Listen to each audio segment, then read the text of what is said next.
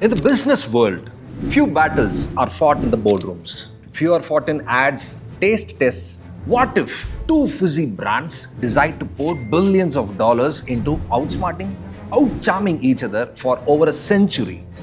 No, this cannot just be a rivalry. It's a war. Cold War?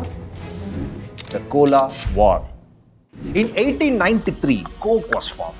Coke was branded as the medicinal tonic, the pause that refreshes. Old money, global legacy, the OG. In 1893, Pepsi was formed. Pepsi was branded as the Brad's drink in North Carolina. Young, the younger sibling feeling, the rebellious. Pepsi was later rebranded as the Pepsi Cola in 1898. Coke was branded as the drink for everybody, but Pepsi picked a side, the side of the youth.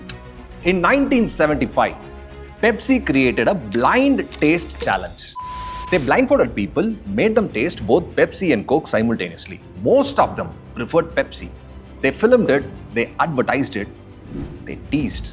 Pepsi even created another campaign where the Coke delivery guys are secretly drinking Pepsi. It was playful, it was savage, it was viral. The choice of a new generation.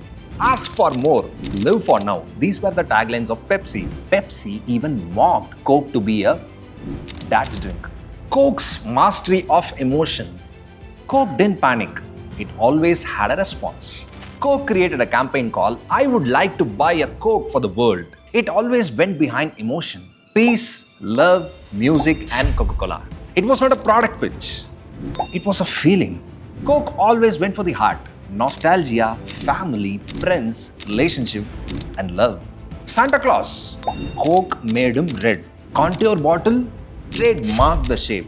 Polar bears. Coke's winter mascot. Pepsi won laughs. Coke won hearts. In 1980, Pepsi launched in India when Coke was banned and came with the tagline called Yehi hai right choice baby. Yehi hai right choice baby. Youth-centric Bollywood bag focusing on cricket. Coke then relaunched in 1993. And when they relaunched, what did they do? They bought Limca, Thumbs Up to eliminate the competition. When it comes to cola, we see three drinks, right? Pepsi, Coca-Cola, and Thumbs Up. And how many of us know Thumbs Up is owned by Coca-Cola? Not recently, for about 30 years.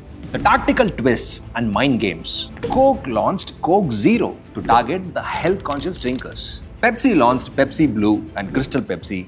It looked cool, but flopped hard. Pepsi once bought a billboard right next to Coke just to confuse the perception. Coke responded with product placements in movies, James Bond series, Stranger Things, and more.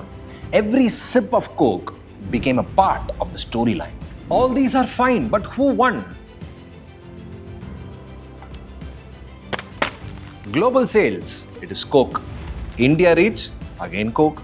Youth engagement, Pepsi. Pop culture, Pepsi. Emotional recall, Coke. Product innovation, Coke. Rural penetration, Coke. In numbers and nostalgia, Coke takes the crown. But being rebellious and youth-centric, Pepsi is always in the focus. Okay, what today's brands can learn from both Coke and Pepsi? Number one, do not fight for everyone. Just focus on your tribe. Pepsi picked the youth. Coke picked unity. Emotion is always greater than attention. Flashy ads may win attention. Consistency is compounding. You constantly invest in SIP, your money keeps growing. Likewise, you just focus on your own brand's tonality. It keeps growing. Play the culture, not the channel. Pepsi knew what the youths wanted, and Coke clearly knew what the rural India wanted. In the end of the Cola War, we all learned one lesson. You don't always have to beat your competitors. Just become irreplaceable to your audience. And that is the story worth decoding. Boss Wallah. Be the boss.